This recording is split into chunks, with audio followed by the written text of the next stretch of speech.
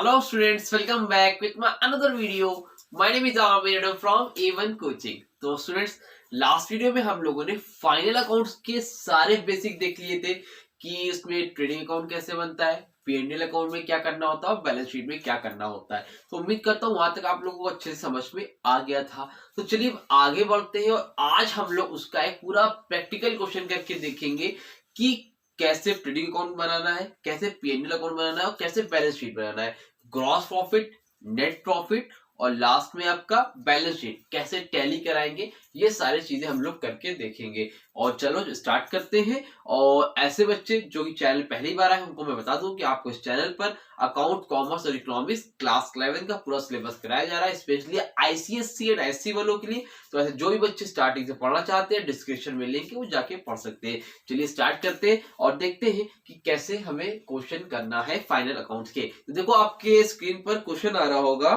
दिख रहा है आप लोगों को, दिख रहा है ना? ठीक है, तो इसको क्या करना है आप लोगों को, आप पहले नोट कर लो।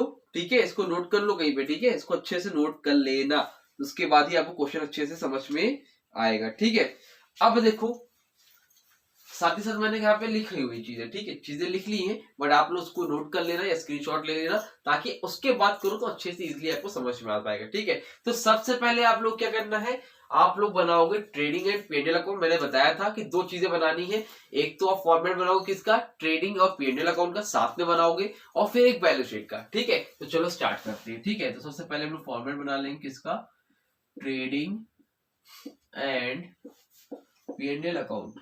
ठीक है, और फॉर द ईयर ऑफ, जो भी ईयर वगैरह होगा उसके लिए यहाँ पे लिखना for the year of. Question में क्या दे रखा है, क्वेश्चन में आपको दे रखा है फॉर द ईयर एंडिंग 31 मार्च। ठीक है, फॉर द ईयर एंडिंग 31 मार्च 2018 है, आई थिंक 18 है, हाँ 18 है। ठीक है, तो ये आपका रहेगा, इस तरह से करना है। उसके देखो फॉर्मेट बनाना है, क्या करना है, फॉर्मेट बनाना है। सबसे पहले आपको क्या रहेगा यहाँ पर, पार्टिकुलर अमाउंट। ठीक है, फिर क्या रहेगा आपका पार्टिकुलर अमाउंट। एक साइड आपकी कौन सी होती है बच्चों, डेबिट की होती है, एक साइड आपकी क्या होती है, क्रेडिट की होती है। एक साइड डेबिट की होती है, एक साइड क्रेडिट की होती है। तो यहाँ पर लिख लेंगे हम लोग पार्टिकुलर अमाउंट, फिर क्या लिखोगे आप लोग, पार्टिकुलर एंड अमाउंट। तो अब मैंने लास्ट वीडियो में आप लोगों को बेसिक बताए थे सारे, कि जब भी आप लोग ट्रेडिंग अकाउंट बनाओगे तो उससे क्या मिलेगा, आप लोगों को ग्रॉस प्रॉफिट मालूम चल जाएगा। अब जब ग्रॉस प्रॉफिट मालूम चल जाएगा तो फिर उसके बाद नेट प्रॉफिट निकालेंगे। ग्रॉस प्रॉफिट में हम लोग क्या करते थे, मैंने बताया था आप लोगों को, जितने भी डायरेक्ट एक्सपेंस है वो आप कहाँ लिखोगे, डेबिट साइड में। जितने भी आपके जितने भी आपकी डायरेक्ट इनकम है, क्या डायरेक्ट इनकम, वो कहाँ लिखोगे आप लोग, क्रेडिट साइड में। ये सारी चीजें मैंने बताई थी आप लोगों को। तो अब उसको क्वेश्चन को स्टार्ट करने से पहले आपको एक बेसिक चीज कर लो कि आपको बनाना क्या है, ट्रेडिंग, P&L और बैलेंस शीट। तो आपके सामने जितने आइटम्स हैं उसको क्या करो, पहले आप लोग आइडेंटिफाई कर लो। क्या कर लो, आइडेंटिफाई कर लो कि कौन ट्रेडिंग में जाएगा, कौन P&L में जाएगा, कौन बैलेंस शीट में जाएगा। इससे क्या होगा, बहुत इजी हो जाएगा और आपको प्रॉब्लम नहीं होगी। ठीक है, जैसे मैंने देखो लिखा हुआ है ओपनिंग स्टॉक, स्टॉक यानी कि ओपनिंग स्टॉक। ठीक है, ओपनिंग स्टॉक कहा जाएगा, और ट्रेडिंग में जाएगा। ठीक है, परचेज कहा जाएगा, ट्रेडिंग में जाएगा। सेल्स रिटर्न कहा जाएगा भाई, ट्रेडिंग में जाएगा, किस साइड में, क्रेडिट साइड में जाएगा। फ्रेट एंड कैरेज कहा जाएगा, ट्रेडिंग में जाएगा। किराया होता है, बताया था ना मैंने। ठीक है, वेजेस कहा जाएगा, ट्रेडिंग में। सैलरीज कहा जाएगा, P&L में। रिपेयर्स कहा जाएगा, P&L में। क्यों जाएगा, सारी चीजें मैंने बताई है। सैलरी कैसा खर्चा है, इनडायरेक्ट खर्चा है, मैनेजर की सैलरी है। रिपेयर करा रहे हो सामान को बनाने में तो खर्चा हो नहीं रहा है, रिपेयरिंग करा रहे हो, कैसा खर्चा है आपका, इनडायरेक्ट खर्चा है, P&L में। ट्रेड एक्सपेंसेस कहा जाएगा, P&L में। क्यों जाएगा भाई ट्रेड एक्सपेंसेस, क्योंकि सामान को बनाने में जो खर्चे होते हैं वो क्या होते हैं, डायरेक्ट एक्सपेंस, और ये सब क्या है, हमारे इनडायरेक्ट एक्सपेंस है। ठीक है, रेंट एंड टैक्सेस कहा जाएगा आपका P&L में। अगर रेंट की जगह पे फैक्ट्री का रेंट लिखा होता तो कहा जाता आपका, किसमें जाता, ट्रेडिंग में जाता, डायरेक्ट एक्सपेंस में। लेकिन अभी किसमें जाएगा, इनडायरेक्ट खर्चा है हमारा, रेंट एंड टैक्सेस, तो कहा जाएगा P&L में। फैक्ट्री का खर्चा डायरेक्ट एक्सपेंस यानी कि ग्रॉस ट्रेडिंग में, लेकिन रेंट है खाली या ऑफिस का रेंट है तो इनडायरेक्ट खर्चा, तो किसमें जाएगा, P&L में। कैश इन हैंड कहा जाएगा, बैलेंस शीट में। कहा जाएगा भाई, बैलेंस शीट में। ठीक है, शॉर्ट में ऐसे लिख लो, बैलेंस शीट में। ठीक है, बिल रिसीवेबल कहा जाएगा, बैलेंस शीट में। ठीक है। डेटर्स कहाँ जाएगा? बैलेंस शीट में। कोई खर्चे तो है नहीं सब। डेटर्स कौन होता है? जिससे हमें पैसे लेने, तो हमारी क्या होती है? एसेट्स होती है, ठीक है। सन्ड्री क्रेडिटर, जिसको मुझे पैसे देने हैं, कहाँ जाएगा? आपका बैलेंस शीट में। परचेज रिटर्न कहाँ जाएगा? ट्रेडिंग में। परचेज से माइनस होगा, ठीक है। सेल्स कहाँ जाएगा? ट्रेडिंग में। कमीशन कहाँ जाएगा भाई? कमीशन मुझे मिल रही है तो कहाँ पे जाएगी? आपके P&L में। कैपिटल कहाँ जाएगा आपका? बैलेंस शीट में। Interest on bank deposit, bank deposit पे इंटरेस्ट मिल रहा है, कैसी है? इनकम है। कैसी इनकम है? इनडायरेक्ट इनकम है, कहाँ जाएगी? P&L में। अब बिल्स पेबल समझते हो? बिल रिसीवेबल, बिल्स पेबल, जो कि मैंने आपको बिल्स एक्सचेंज चैप्टर पढ़ाया है, ठीक है। तो बिल रिसीवेबल जो होता है वो तो हमारे लिए क्या होती है? एसेट्स होती है। पेबल यानी कि लायबिलिटी है, और कहाँ जाएगी ये लायबिलिटी? हमारे बैलेंस शीट में। देखो सारी चीजें मैंने यहाँ पर लिख ली है। आप लोग जब भी क्वेश्चन करोगे तो पहले सारी चीजों को ऐसे नोट कर लोगे। अब नोट करने से क्या फायदा होगा? अब सिर्फ आपको वैल्यू को यहाँ पे पुट करना है और आपका आंसर खटाखट होता जाएगा। कैसे होता जाएगा? चलो देखते हैं, ठीक है।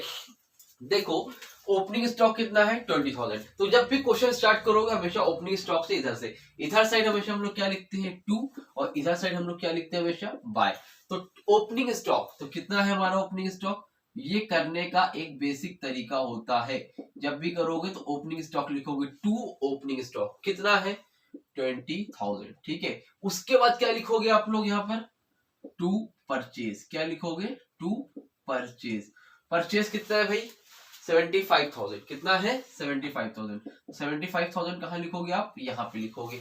क्यों लिखोगे? क्योंकि देखो यहाँ पर एक जगह परचेज रिटर्न दे रखा है, दिख रहा है यहाँ पे? Purchase return. और परचेज रिटर्न यानी कि आपने कुछ खरीदा, उसके बाद आपने कुछ चीजें पसंद नहीं आई तो आपने क्या करी? इसको रिटर्न कर दिया। रिटर्न यानी कि वापस किया। वापस किया तो उसको आप लोग क्या करोगे? लेस करोगे, है ना। सामान खरीदा था तो क्या हो जाएगा आप यहाँ पे? Purchase return.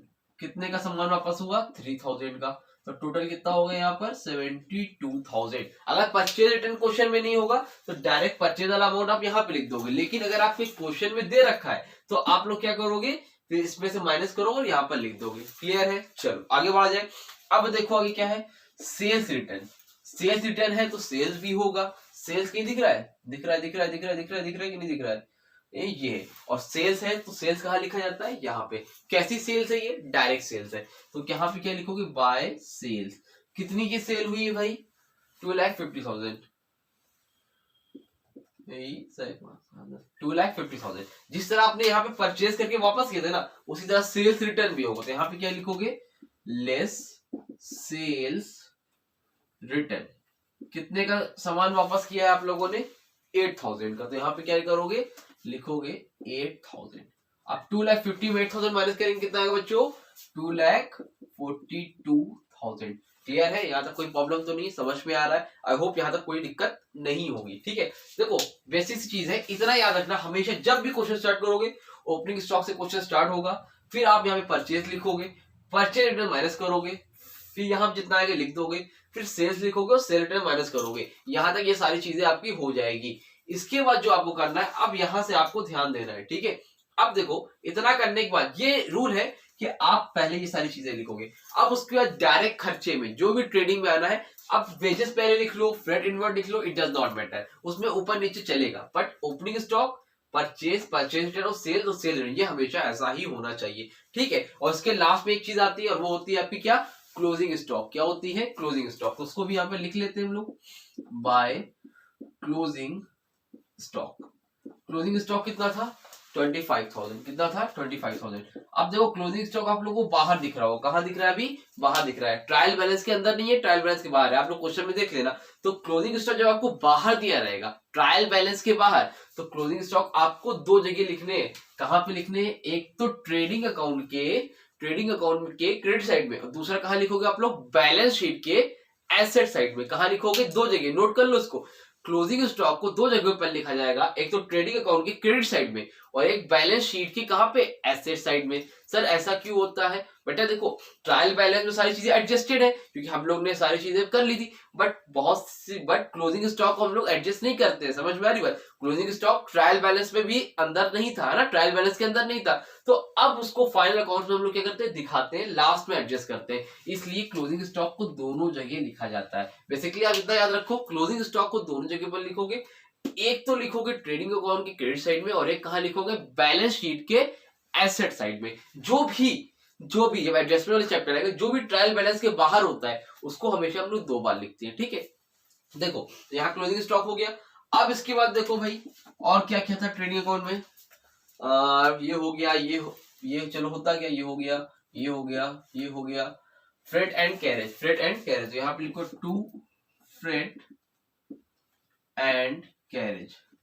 कितना है भाई फ्रेट एंड कैरेज? 7500। कितना है? 7500, ठीक है। उसके बाद क्या है? वेजेस, वेजेस कितना है भाई? 36,500, तो यहाँ लिखो टू वेजेस 36,500, ठीक है। उसके बाद ट्रेडिंग में और कुछ है? PNL, PNL, PNL, balance sheet, balance sheet, balance sheet, trading, ये भी हो गया है, ये भी हो गया। और कुछ बचे भाई? और कुछ भी नहीं है, ठीक है। और कुछ आप लोगों को ट्रेडिंग में नहीं दिया है, यानी कि ये सारी चीजें आपको दे रखी थी। यहाँ तो कोई प्रॉब्लम तो नहीं है ना? अब जहां तक सारी चीजें कर ली, अब क्या करोगे? जैसे मैंने बताया था कि डायरेक्ट खर्चे आपके, ये डायरेक्ट आपकी इनकम है, ठीक है। तो अब क्या करो? इसको ऐड करो। क्या करो? इसको ऐड करो और देखो कि किस साइड ज्यादा आ रहा है। क्या देखना है हमें? कौन सी साइड ज्यादा आ रहा है, क्रेडिट साइड में कि डेबिट साइड में? अगर क्रेडिट साइड में ज्यादा आ रहा है, इनकम ज्यादा आ रही है, डेट मीन हमें क्या हुआ? प्रॉफिट हुआ है। अगर डेबिट साइड में ज्यादा आ रहा है, इसका मतलब क्या? हमने खर्चे ज्यादा किए तो हमें लॉस हुआ है। समझ में आ रही बात? चलो देखते हैं कितना ज्यादा आ रहा है। इधर है 2,40,000, 2,25,000, और इधर कितना है? 20, 72, 75, यानी कि देख के लग रहा है यही ज्यादा है। तो इधर कितना है? 2,42,000 में अगर 25,000 हम लोग ऐड कर दे, कितना हो जाएगा?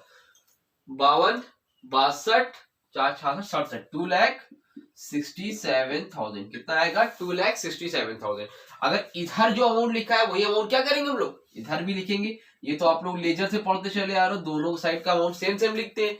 अब इधर कितना ज्यादा आया है देखो, इधर कितना आया था, कितना आया था? जोड़ो, 72 और 20 कितना होगा? 82, 92। इसको यहाँ पे लिख के जोड़ दूं, आप लोग कैलकुलेटर से कर लेना।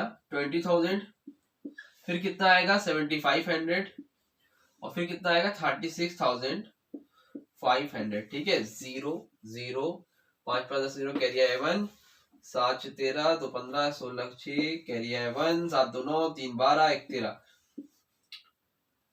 1,36,000। कितना आएगा बच्चों? 1,36,000। इधर भी इस साइड कितना आ रहा है? 1,36,000। डेट मीन्स अगर हम लोग 2,67,000 से 1,36,000 को माइनस करेंगे तो कितना आएगा? आप लोग माइनस करोगे तो आएगा 1,31,000। कितना आएगा? 1,31,000। मैं यहाँ पे लिख दे रहा हूँ, आप लोग कैलकुलेट कर लेना, ठीक है। नहीं तो टाइम ज्यादा वेस्ट होगा, ठीक है। तो मेरे पास आंसर है इसलिए मैंने लिख दिया, आप लोग कैलकुलेट कर लेना। इसको जब ऐड करोगे तो आपका आएगा 1,36,000, और जब जितना भी आया है उसमें से आप 2,67,000 को माइनस करोगे तो आपको क्या मिल जाएगा? Gross profit. तो यहाँ पे लिखोगे 2 ग्रॉस प्रॉफिट, ठीक है। क्या हो गया आपको? ग्रॉस प्रॉफिट कितना हुआ? 1,31,000। अब जो ग्रॉस प्रॉफिट हुआ है उसको कहां ट्रांसफर करोगे? पीएनएल अकाउंट में। बताया था ना, जो भी ग्रॉस प्रॉफिट होगा कहां ट्रांसफर होगा? पीएनएल अकाउंट में। तो यहां लिखो 2 gross profit transfer into PNL account. Gross profit को ट्रांसफर करोगे कहां पे बच्चों? पीएनएल अकाउंट में। कहां पे ट्रांसफर करोगे? पीएनएल अकाउंट में। बताया था कि नहीं बताया था? याद है? ठीक है, आई होप अच्छे से याद होगा, ठीक है। अब देखो यहां तक तो कोई दिक्कत नहीं है, ठीक है। अब देखो इसको थोड़ा सा बड़ा कर लेते हैं। अब ग्रॉस प्रॉफिट हुआ है तो ग्रॉस प्रॉफिट कहां करोगे? इसको ट्रांसफर करोगे इस साइड। अगर लॉस हुआ होता तो ट्रांसफर कहां करते? इस साइड में। अब ग्रॉस प्रॉफिट हुआ है तो यहां लिखो by gross profit, by gross profit balance brought down. कितना ग्रॉस प्रॉफिट है बच्चों? 1,31,000। तो यहां लिखोगे by gross profit balance brought down, यानी कि बैलेंस को हम लोग क्या करके आगे लेके आए। इनकम थी तो इस साइड लिखा, लॉस होता तो इस साइड लिखते, खर्चे इधर साइड लिखते हैं। तो जो भी प्रॉफिट होगा उसको आप लाके इस साइड लिख दोगे। यहां तक कोई दिक्कत नहीं है। फिर से वही काम शुरू करो। यहाँ पे आपने खर्चे लिखे, जहां इनकम लिखी थी वही सेम काम इधर भी करना है। बस फर्क इतना है कि जितने भी खर्चे थे इधर लिखे थे आपने डायरेक्ट वाले। अब इसमें से देखो जितने भी आपके इनडायरेक्ट खर्चे उसको इधर लिखो, जितने भी आपकी इनडायरेक्ट इनकम उसको इधर लिखो। इनडायरेक्ट इनकम जैसे कमीशन कहीं से मिल रही हो, बैंक से इंटरेस्ट मिल रहा, सारी इंडायरेक्ट इनकम होगी। अब इसके अलावा एडवर्टीजमेंट आपने कराया, आपने मैनेजर को सैलरी दी, डेप्रिसिएशन लगा, बैड डेट्स लगा, इस तरह के जितने भी खर्चे वो आप कहाँ लिखोगे, इस साइड लिखोगे, यानी कि इनडायरेक्ट खर्चे में। चलो देखते हैं, ट्रेडिंग वाले सारे हो गए तो मैंने टिक लगा दी, तरीका मैंने बता दिया, इसी तरह सारी चीजें आप लोग करोगे। अब P&L में सैलरी, सैलरी कैसा खर्चा है, इनडायरेक्ट, तो यहाँ पे लिखो टू सैलरी, सैलरी कितनी दी है भाई, 12,000, ठीक है। उसके बाद रिपेयर्स, रिपेयर कैसा खर्चा है, इनडायरेक्ट, तो किधर लिखा जाएगा, इधर ही लिखा जाएगा, टू रिपेयर्स, टू रिपेयर्स कितना है भाई, 1200 है, ठीक है। उसके बाद ट्रेड एक्सपेंसेस कैसा खर्चा है, इनडायरेक्ट खर्चा है, कहां लिखा जाएगा, इसी साइड लिखा जाएगा, टू ट्रेड एक्सपेंसेस, कितने का हुआ है ट्रेड एक्सपेंसेस, 4000 का, कितने का हुआ बच्चों, 4000 का। आगे बताओ, रेंट एंड टैक्सेस, अगर फैक्ट्री का रेंट होता डायरेक्ट खर्चा, रेंट है खाली, इनडायरेक्ट खर्चा, ऑफिस रेंट है, इनडायरेक्ट खर्चा, यहाँ पे लिखो टू रेंट एंड टैक्सेस, कितने लगे भाई रेंट एंड टैक्सेस, 24,000 का रेंट है, 24,000, ठीक है। आगे देखो, बैलेंस शीट में जाएगा, बैलेंस शीट में जाएगा, बैलेंस शीट में, बैलेंस शीट में P&L, कमीशन, कमीशन किस में जाएगा आपका, P&L में। कमीशन कैसी हो रही है, इनडायरेक्ट इनकम है, तो यहाँ पे लिखो बाय कमीशन। जब कमीशन में अगर कमीशन रिसीव लिखा है ना, तो आपका इधर ही आएगा। अगर आपने कमीशन पे लिखा हो, कमीशन पेड, तो इधर ले आएगा। और सिर्फ कमीशन लिखा है यानी कमीशन रिसीव्ड हुई है। अगर सिर्फ कमीशन लिखा है तो वो इनकम है, ठीक है, कंफ्यूज मत होना। तो बाय कमीशन कितनी इनकम हुई है, 3300 की, कितने की हुई है, 3300 की, ठीक है। उसके बाद चलो ये भी हो गया। और कैपिटल से मतलब नहीं है, इंटरेस्ट ऑन बैंक डिपॉजिट, आपके बैंक में पैसे थे, वहां से आपको इंटरेस्ट मिला है, कितना मिला है भाई, 2000 का, तो इनकम हुई है। तो यहाँ पे लिखो bye interest on bank deposit, कितने की इनकम हुई है, 2000 की, कितने की हुई है बच्चों, 2000 की। समझ में आ रही बात, कोई दिक्कत तो नहीं है। अब लास्ट में क्या आपका बिल्स पेबल, यानी कि वो आपकी क्या है, आपके बैलेंस शीट में जाएगा, किस साइड में, लायबिलिटी साइड में, ठीक है। यहां तक कोई दिक्कत तो नहीं है, देख लो अच्छे से देख लो, कोई प्रॉब्लम तो नहीं लग रही है, क्लियर है, सारी चीजें लिख दी गई है, समझ में आ रही बात, यहां तक सारी चीजें हो गई। अब इतना करने के बाद आपने ग्रॉस प्रॉफिट निकाल लिया था, ये सारी चीजें आ गई थी आपकी। अब सेम काम वही करना है, इधर लो, यू लगाओ, 2 लाइन खींचना हमेशा, 1 लाइन मत खींच के चले आना, बराबर से 2 लाइन खींच लो। इतना करने के बाद आपको क्या करना है, अब देखना है फिर से इधर साइड ज्यादा है कि इधर साइड ज्यादा है, जिधर साइड ज्यादा है उसको दोनों तरफ लिख लो। फिर से देखो 1,31,33 और 2000, तो 33 दो कितना हो गया, 35, यानी कि 35,000। इसमें 35 ऐड करो, 1,41,000, 1,51,000, 1,61,000 और उसमें 5 ऐड करो, कितना हो जाएगा, 1,66,000। कितना आएगा, 1,66,000। और अगर इधर इतना आया तो इधर भी क्या आएगा, उतना ही आएगा। एक बार टैली करा लीजिए, कितना है, सेम है,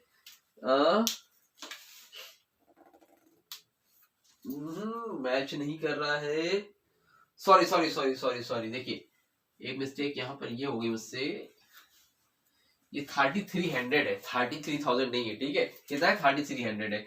तो कितना हो जाएगा, एक 31, 2 कितना हो गया, 1,33 और 3 ऐड करोगे, 34, 35, 36, 1,36,300, कितना हो जाएगा, 1,36,300, ठीक है। बाय मिस्टेक मैंने इसको 33,000 कर दिया, ठीक है, कोई दिक्कत तो नहीं है, इतना ही है, हाँ ठीक है, यहाँ से समझ में आया, कोई प्रॉब्लम नहीं है। तो जिधर ज्यादा आता है उधर लीजिएगा। अगर इस साइड ज्यादा है डेट मींस हमें क्या हुआ है, प्रॉफिट हुआ है। और अगर हमें प्रॉफिट हुआ तो यहाँ पर हम लोग क्या लिखेंगे, टू नेट प्रॉफिट, क्या लिखेंगे हम लोग, टू नेट प्रॉफिट, ठीक है। कैसे आएगा नेट प्रॉफिट, भाई इधर वाले जो टोटल आया है, इसको पूरे को ऐड करो, जितना आएगा उसको 1,36,000 से माइनस कर देना। कितना आएगा, 24, 28 और 30, 40, 41,200, 1,36,300, ठीक है। कितना है, 1,36,300, ठीक है। इधर कितना लिखना है, इधर भी सॉरी सॉरी सॉरी, यहाँ पर कितना होगा, 300, ठीक है। तो टोटल कितना है, 1,36,300 में कितना माइनस करना है, 41,200, कितना माइनस करना है, 41,200, ठीक है। 0 0 3 में से 2 गए 1, 6 में से 1 गए, कितना हो जाएगा 5, और 30 में से 4 जाएंगे, कितने बचेंगे 9। तो कितना आएगा आपका नेट प्रॉफिट 95,100। देखो इतना ही आ रहा है, हाँ ठीक है, ठीक है, कितना आ रहा है 95,100। तो क्या लिखोगे, to net profit transfer into, कहां ट्रांसफर होगा ये, इनटू कैपिटल अकाउंट। कहां ट्रांसफर होगा बच्चों, कैपिटल अकाउंट में। कैपिटल अकाउंट क्या होता है, बिजनेस में आपने पैसा लगाया था, अगर आपको नेट प्रॉफिट हुआ तो आपकी कैपिटल क्या हो जाएगी, बढ़ जाएगी। अगर आपको लॉस होता तो नेट कैपिटल में क्या हो जाएगा, लेस हो जाएगा, तो आपकी कैपिटल क्या हो जाएगी, कम हो जाएगी। ठीक है, तो ये आपको क्या करना है, ट्रांसफर करना है किसमें, कैपिटल अकाउंट में।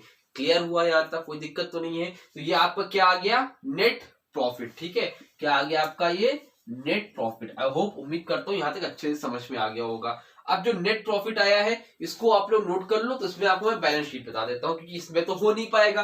तो इस क्वेश्चन, इसको जल्दी से स्क्रीनशॉट ले लो, इसको नोट करो और लिख लेना कि नेट प्रॉफिट हमारा कितना आया। मैं यहाँ पे लिख देता हूँ, नेट प्रॉफिट हमारा आया है 95,100। क्यों लिख रहे हैं इसको यहाँ पर भाई, क्योंकि भाई नेट प्रॉफिट कैपिटल में क्या होगा, ऐड होगा, बैलेंस शीट में इसकी जरूरत पड़ेगी। और क्लोजिंग स्टॉक कितना है 25,000, दो जगह लिखना था, बताया था मैंने ना। तो उम्मीद करता हूँ यहाँ तक अच्छे समझ में आ गए। एक बार रिवीजन करा दूं, देखो जितने भी डायरेक्ट खर्चे थे सारे यहाँ पे लिख लेना, इसमें से ढूंढ लेना, पहले आप लोग नोट कर लेना, कौन ट्रेडिंग में जाएगा, कौन पेंडेंट में जाएगा, कौन बैलेंस शीट में जाएगा। अगर इसकी प्रैक्टिस नहीं तो इसकी प्रैक्टिस करो पहले, फिर अच्छे से करो। पहचानना मस्ट है, आप डायरेक्ट खर्चे, इनडायरेक्ट खर्चे, डायरेक्ट इनकम, इनडायरेक्ट इनकम को पहचानो, नहीं तो क्वेश्चन नहीं कर पाओगे। आपने सारी चीजें पहचान ली, आपने यहाँ पे डायरेक्ट खर्चे लिखे, डायरेक्ट इनकम लिखी, आपको ग्रॉस प्रॉफिट मालूम चल गया, ग्रॉस प्रॉफिट ट्रांसफर हो गया आपका पीएनएल अकाउंट में। आपने ग्रॉस प्रॉफिट को यहाँ पे लिखा, सारी इनकम लिखी, सारे खर्चे लिखे, फिर आपने क्या निकाल लिया, नेट प्रॉफिट निकाल लिया। इनडायरेक्ट खर्चे, इनडायरेक्ट इनकम लिखने का आपको क्या मालूम चल गया, नेट प्रॉफिट मालूम चल गया। अब नेट प्रॉफिट आपको कहां ट्रांसफर होगा, कैपिटल अकाउंट में। जल्दी से इसका स्क्रीनशॉट ले लो पहले आप लोग। ले लिया स्क्रीनशॉट, ले लिया, इसको रफ करूं, चलो मैं रफ कर रहा हूं, ठीक है। तो चलो अब इसको मैं रफ कर देता हूं जल्दी से।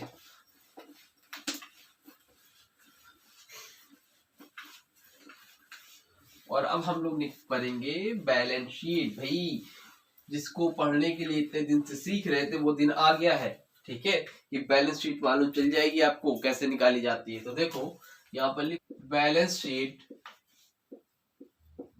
ठीक है, यहाँ पे लिखना बैलेंस शीट एज एट 31 मार्च 2000, किसके लिए है ये, 18 के लिए, 2018 के लिए है ना, तो उसी के लिए तो रहेगी। अब बैलेंस शीट देखो कैसे बनती है, फॉर्मेट तो मैंने बताया था, आई होप याद होगा आप लोगों को अच्छे से। तो आपको क्या करना है, इसमें पहले 4 लाइन खींच लोगे। एक तरफ क्या होगा हमारा, लायबिलिटी साइड होगी, एक तरफ क्या होगी हमारी, लायबिलिटी साइड होगी, दूसरी साइड क्या होगी हमारी, अमाउंट की होगी। फिर इधर क्या होगा हमारा, एसेट्स होगा, इधर हमारा क्या होगा बच्चों, अमाउंट होगा। यहाँ तक याद था आप लोगों को अच्छे से, उम्मीद है यहाँ तक अच्छे से याद होगा, ठीक है। अब देखो कोई पूछ ले कभी वाइवा वगैरह में भी, नॉर्मली आपको पता होना चाहिए कि बैलेंस शीट क्या होता है, एक स्टेटमेंट होता है, लायबिलिटीज नहीं होती है। बैलेंस शीट हमें क्या बताती है, बैलेंस शीट किसी भी बिजनेस की फाइनेंशियल कंडीशन बताती है कि उसके पास कितनी एसेट्स है, उसके पास कितनी लायबिलिटीज, यानी उसको कितने पैसे वापस करने हैं, और कितना स्ट्रांगली वो मजबूत है, कितनी उसकी एसेट्स है, ये चीजें बताती है, ठीक है। तो अब यहां तक हम लोगों ने चीजें कर लिया था। अब आपको चीज याद रखना है, बैलेंस शीट में यहां में आपको लोग कुछ लायबिलिटीज लिखोगे, कुछ एसेट लिखोगे, कुछ एसेट लिखोगे, कुछ लायबिलिटीज लिखोगे, और यहाँ पास का जो बैलेंस आएगा ना वो क्या आएगा बच्चों, सेम आएगा। सेम आएगा, सेम क्यों आता है, क्योंकि हम लोग डबल एंट्री फॉलो करते हैं, एक तरफ खर्चे इनकम दोनों लिखते हैं, तो हमेशा क्या आता है, इक्वल आता है। अगर इक्वल नहीं आता है डेट मींस आपने कहीं कोई मिस्टेक करके रखी है, चाहे पीएनएल अकाउंट में की या फिर बैलेंस शीट में की, कहीं ना कहीं कोई मिस्टेक करी, इसलिए आपका आंसर टैली नहीं कर रहा है। यहाँ पर दोनों चीजें एसेट और लायबिलिटी क्या होनी चाहिए, टैली करनी चाहिए। समझ में आ रही बात कि नहीं आ रही है, क्लियर है। तो कल मैंने बताया था जितनी भी आपकी करंट एसेट होगी पहले लिख लेना, फिर करंट लायबिलिटी यहाँ पर लिख लेना, फिर आप लोग फिक्स एसेट लिख लेना, फिर आप लोग यहाँ पे कैपिटल लिख के कैपिटल से नेट प्रॉफिट को ऐड कर देना, ड्राइंग होगी तो माइनस कर देना। अभी कराता हूँ, क्लियर हो जाएगा। अब देखो जल्दी जल्दी फटाफट कौन कौन एसेट है इसमें, बैलेंस शीट में क्या किया जाएगा, cash in hand. Cash in hand, cash in hand को लिखो यहाँ पे सबसे पहले। कैश इन हैंड क्या है, एक एसेट है मेरा, तो यहाँ पे मैं लिख लूंगा कैश इन हैंड। कितना है भाई मेरे हाथ में कैश, 5700 कितना है 5700। उसके बाद क्या है बच्चों बैलेंस शीट में बिल रिसीवेबल। बिल रिसीवेबल का मतलब पैसा मुझे मिलेगा, पेबल मतलब देना है, रिसीवेबल मतलब मिलेगा। तो मेरी कैसी एसेट है ये करंट एसेट है। अब बिल रिसीवेबल एक करंट एसेट होती है इसलिए मैंने ऊपर लिख ली। तो यहाँ पे कितना लिखेंगे 4000। ठीक है, बहुत से स्कूल में बोला जाता है कि आप लोग करंट एसेट पहले लिखो फिर फिक्स एसेट लिखो, बहुत से स्कूल में नहीं बोला जाता है, बट मैं दोनों तरीके से बता दे रहा हूँ ताकि आपको किसी भी तरह से प्रॉब्लम नहीं हो। तो पहले आप जितनी भी करंट एसेट है, करंट एसेट का मतलब वो एसेट्स जो एक साल से कम के लिए प्रॉफिट देती है, वो एसेट जो एक साल के कम के लिए होती है लेस था, और फिक्स एसेट जो एक साल से ज्यादा के लिए प्रॉफिट देती है। तो bill receivable cash in hand ये सब किस में जाएगा करंट एसेट पे। फिर डेटर्स, डेटर्स भी आपको करंट एसेट में जाता है इसलिए पहले लिख लो। डेटर्स कितने के भाई 55,000, कितने के हैं 55,000। फिर कौन है आपका सनड्राई क्रेडिटर्स। क्रेडिटर्स मतलब जिसको पैसे देने हैं। ठीक है, सनड्राई मतलब क्या होता है कई क्रेडिटर्स, मतलब भी डिफरेंट डिफरेंट क्रेडिटर मिला के जितने भी हैं इनको आपको पैसे देने। क्रेडी सीआरई सॉरी स्पेलिंग गलत हो गई, क्रेडिटर्स कितने देने हैं पैसे क्रेडिटर्स को, कहाँ चला गया 15,000। कितने देने हैं 15,000। ठीक है, और क्या बच्चों बैलेंस शीट में कमीशन कैपिटल कितना है, कैपिटल, कैपिटल कहाँ लिखा जाएगा इधर ही लिखा जाएगा, बैलेंस शीट में और कुछ नहीं है। कैश इन हैंड तो हो गया, बिल रिसीवेबल हो गया, डेटर्स भी हो गया, और सनड्राई क्रेडिटर्स भी हो गया, फिर कैपिटल है, और कुछ नहीं है, कुछ भी नहीं है। बिल्स पेबल, बिल्स पेबल पहले लिख लो, कैपिटल बाद में लिखना, पहले यहाँ पे लिख लो बिल्स पेबल। कितने बिल्स पे करना है 6200, 6200। ठीक है, और कुछ तो नहीं है। अब यहाँ पर लिखोगे आप लोग कैपिटल, क्या लिखोगे बच्चों कैपिटल। कैपिटल कितनी है 1,70,000, कितनी है 1,70,000। कैपिटल को हमेशा पहले यहाँ पे लिखोगे, फिर जो भी नेट प्रॉफिट हुआ था उसको क्या करोगे कैपिटल में ऐड कर दो। यहाँ लिखोगे add net profit, add net profit. कितना हुआ था नेट प्रॉफिट 95,100। इतना तो ठीक है। अब आप लोग सोच रहे हो सर कैपिटल यहाँ क्यों लिखी है, इसका रीजन बता दूं। देखो आप लोगों ने क्लास 11 स्टार्टिंग पढ़े थे तो आप लोगों ने एक चैप्टर पढ़ा था अकाउंटिंग क्वेश्चन, जिसमें मैंने बताया था एसेट्स इक्वल टू होता है liabilities plus capital.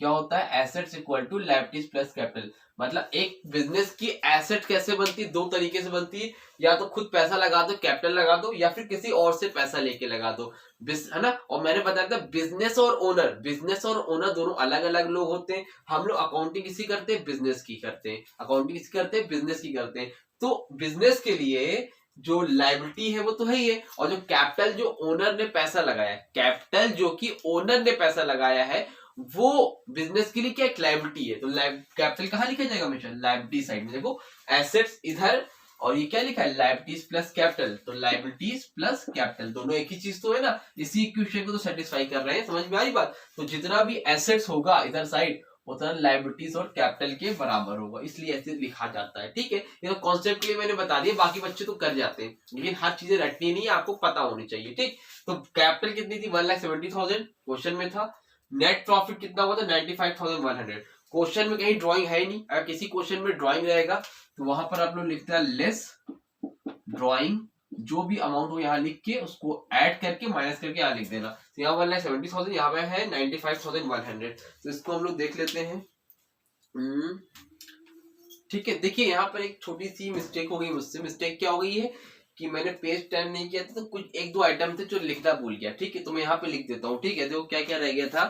Plant and machinery, आप लोग भी इसको क्वेश्चन में नोट कर लेना। ठीक है, प्लांट एंड मशीनरी कितने की है, प्लांट एंड मशीनरी 1,60,000। कितने की है 1,60,000 की। उसके बाद क्या है विड्रॉ, ड्राइंग कितना लिखा है, ड्राइंग भी आपको दे रखा है। ड्राइंग कितने की है बच्चों 16,600। और लास्ट में क्या है बैंक डिपॉजिट, क्या है बैंक डिपॉजिट। बैंक डिपॉजिट कितने का है 20,000 का। कितने का है 20,000। देखो ये तीन चीज रह गई थी। ठीक है, पेज मैंने टर्न नहीं किया था, पेज को मैंने पलटा नहीं था, देखा नहीं था, तो अभी देखा तो क्वेश्चन में तीन चीजें और थी।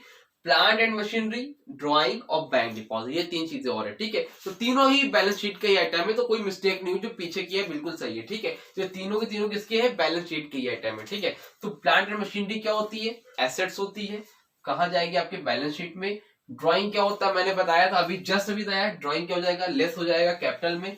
ठीक है, कहा जाएगा बैलेंस शीट में ही। और बैंक डिपॉजिट क्या है, ये भी हमारी एक एसेट्स है, कहा जाएगा एसेट साइड में ही। ठीक है, तो अब देखो यहाँ पर लिख लो plant and machinery. Plant and machinery कितना है बच्चों, 1,60,000।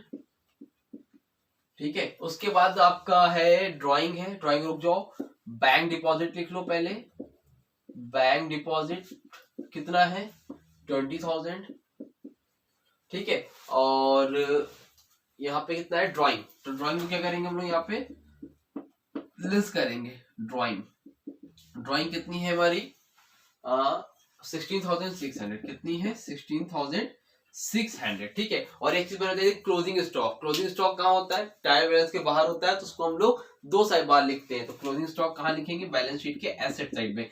क्लोजिंग स्टॉक क्या है मेरा, एसेट ही तो है ना, एसेट्स है कि नहीं है, एसेट्स है ना, तो यहाँ पे लिखेंगे कितना हो जाएगा, 25,000 क्लोजिंग स्टॉक। ठीक है, यहाँ तक इस तरह से सारी चीजें कर लेना। अब इतना करने के बाद अगर सीरियल वाइज करना हो तो क्लोजिंग स्टॉक और बैंक डिपॉजिट ऊपर लिख लेना, क्योंकि ये करंट एसेट पे आता है। ठीक है, ऊपर नीचे हो गया, उससे कोई प्रॉब्लम नहीं है। ठीक, आगे देखो, यहाँ पर ड्राइंग होगी, इसको सॉल्व करो, कितना है, 1,70,000 में 95,100 को ऐड करो, फिर इसको माइनस करो, जितना आएगा वो यहाँ पर पुट कर दो। कितना आ रहा मैं देख लेता हूँ, कैलकुलेशन बार में मिस्टेक हो जाती है, क्योंकि कैलकुलेटर में यूज तो कर नहीं रहा हूँ, तो इससे अच्छा है डायरेक्ट ही लिख देता हूँ, आप लोग कैलकुलेट करके लिख देना। कितना आएगा, 2,48,500। कैलकुलेट करके चेक कर लेना, इतना ही आ रहा होगा। ठीक है, कोई प्रॉब्लम हो तो कमेंट सेक्शन में, इंस्टाग्राम पे कांटेक्ट कर लेना। यहाँ तक ये सारी चीजें हो गई। अब इधर का आइटम है, इधर के आइटम है, दोनों को ऐड करो, क्या आंसर सेम आ रहा है कि नहीं। अगर बैलेंस शीट मैच करती है डेट मींस आपने कोई मिस्टेक नहीं की है, नहीं करती डेट मींस मिस्टेक हो गई है। ठीक है,